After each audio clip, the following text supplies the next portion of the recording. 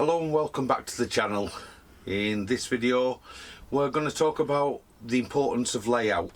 We've made a massive mistake with the first purchase and luckily we didn't get stung, but it could quite easily happen.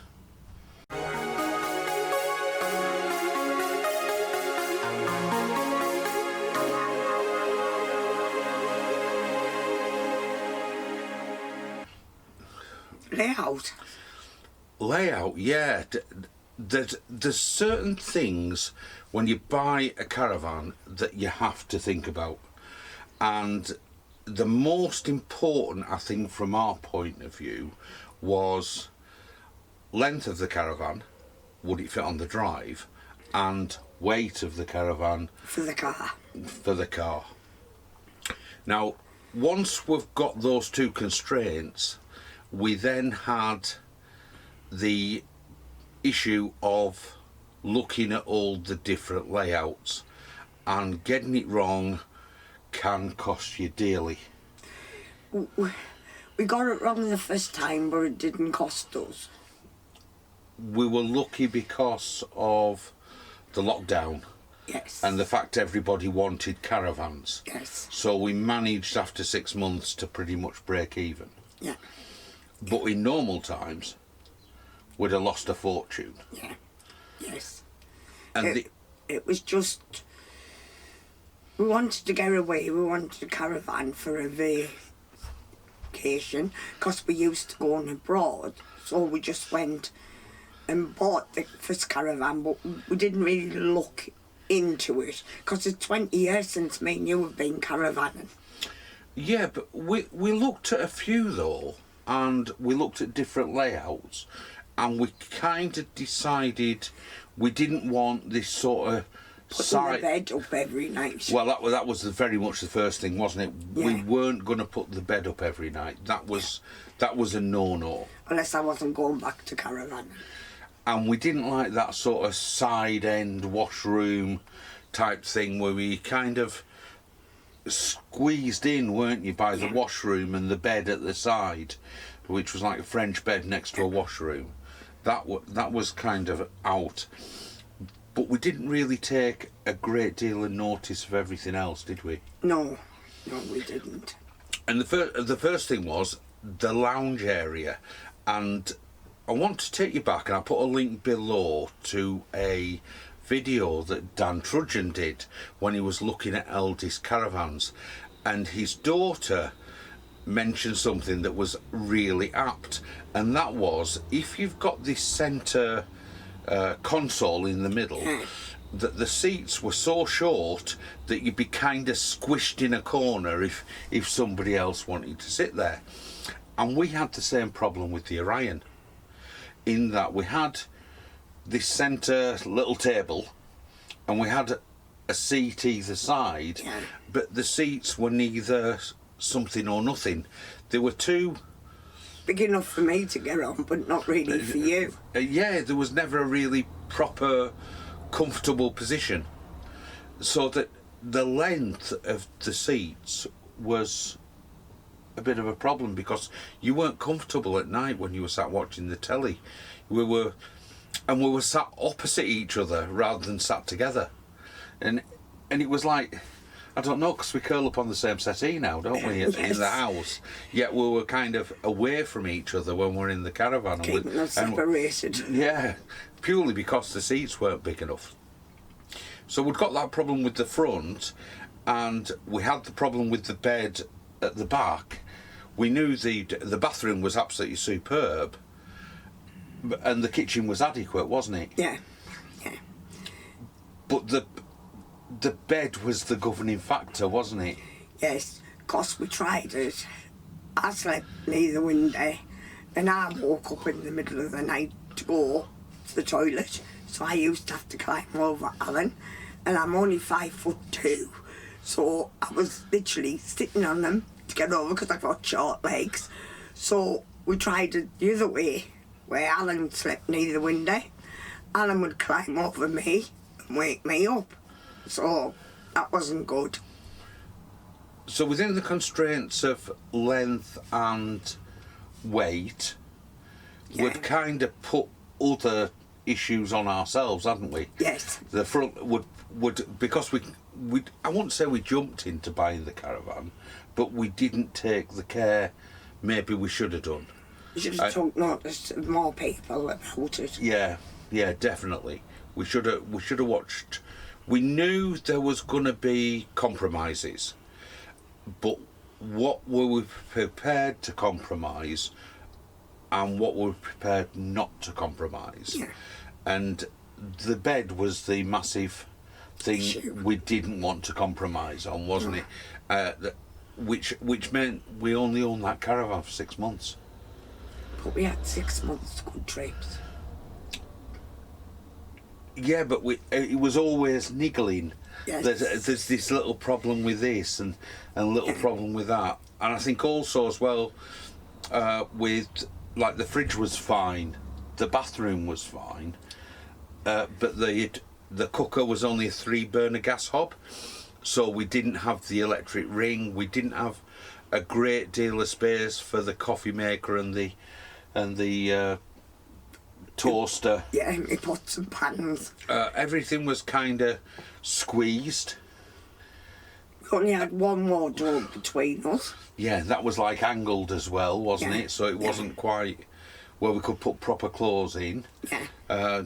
The saving grace was the bathroom. That was the sort of the best bit of the caravan, wasn't it? Because it was enormous. Yes, it was a proper shower. It was a full-size shower with a proper sink instead of one of these bowl sinks, and the toilet as well. And that was ideal. But it's no good buying a caravan because it's got a decent bathroom. Because you spend very little time in the bathroom. You spend more time in bed. And it's all in bed and in the lounge, isn't it? Yeah. So it's when you're looking at a caravan, you really need to think about where you're going to be most of the time and which bits are good for you and which bits aren't, and where you're going to compromise and where you're not. And given that we were constrained by the length specifically, for the drive, we have had to make compromises. This new caravan we've got has a very small washroom, but that's classed as a shower room. Well, shower room, washroom, whatever you like to call it. For how long are you in the shower? And that's it, isn't it? Yeah. We spend more time in the lounge and more time in bed than we're ever going to spend in the shower. And not only that, if we're going onto sites, we're going to be using probably site facilities anyway. When we can. So it's not as though it's going to be used every day, twice a day on every trip. No. It's kind of going to be more occasional use, isn't it? Yeah. So it's a compromise we're prepared to make. In the same way, we are quite keen to cook ourselves. So having a four hob top with its own grill, with its own oven, is more important than having a 3-burner hob and just a mixed oven and grill. And we're not really too fussed about a massive fridge because we're just a couple, but we have an adequate fridge. Bigger than our last fridge. Yeah, bigger than the last one, but still not. Not a full It's not a size. family fridge, is it? No, but there's only me. But we're only a couple. So what we're trying to say in this video is that when you're choosing a caravan, you really do need to write down what are your priorities and what is so important to you that you're not going to compromise on, and where are you going to compromise at, because you can pretty much guarantee if you're limited by either length or weight that you're going to have to make some sort of compromises somewhere. Yes, definitely. But we, for months, watched the spec of this caravan, watched videos about this caravan before we decided to make a mind up about it. And I said to you, I would give the shower up, a proper bathroom at the back, so I could have a proper bed, and I would have a washroom. Yeah. Because I don't spend time in the washroom. I'm not in there like 8 hours on a night. No. I'm only in there 10 to 15 minutes getting a shower. We spend most of our time sleeping in bed and at the front. Yeah, I totally agree. And that's totally why agree. I wanted the L-shaped lounge so we both can be together, where before we both were on either side. It like kept us separate. Yeah, and there's other little bits as well, isn't there, that were kind of a little bit of a problem. Was where were you going to plug your hairdryer in? Where we're going to charge the phones at? Where was the TV going to sit? You know, and you see lots of caravans that have the TV 12-volt socket in the aerial halfway up a wall with no bracket. They're right next to the door, and I used to think if there's a gush of wind comes, if we haven't got the on and all, the TV's going to go. For us to dry me hair in the old caravan, I used to have to use an extension. Yeah, to run from the plug socket. Yeah. So there's lots of little things that you need to think about, and those that are of major priority to you, I really would say don't spend your money and compromise on.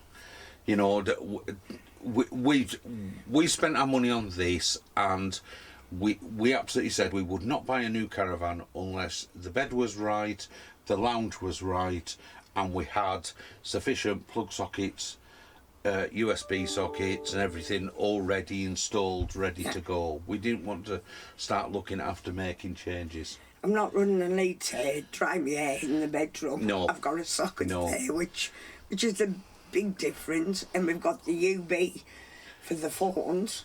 So I guess the moral of the story is... do your homework. Yeah, definitely do your homework, take your time, and especially as we are at the moment where second-hand stock is very low and waiting times for new caravans, it's probably quite difficult, isn't it, to get something that's right for you. But what we will say is, if you do choose something where you compromise where you really don't want to compromise, you may regret it, because those little bits with the front lounge and the bed niggled us on every single trip, and it was to the point where we were coming back from a trip and looking at other caravans. Yes, we were. So you could spend some money, but if you don't like it, you could be selling it and do yourself out of some money. So do your homework and look it all up. See what you want, like we did. This one I'm absolutely in love with. Yes, I've got a washroom, but I've given that up because I wanted a double bed and a lounge where me and Alan sit together, where we're not separate. Yeah. So with that in mind, we're going to draw this to a close. Thanks very much for watching. Hope it's been of use for you. Hope it's kind of set out what we thought were priorities for us, and maybe it'll start to, if you're looking for a new caravan, to think about the priorities that are important to you. Because the last thing you want to do is go and invest in something that you think is your pride and joy, that then niggles the hell out of you. And you want to get rid of it 3 months down the line. Right, yeah. Yeah. Okay, that's it. Thank you very much. If you like the video, give it a like. Please subscribe. It does help the channel. And we'll see you in the next one. You take care and stay safe. Okay, bye. Ta-da.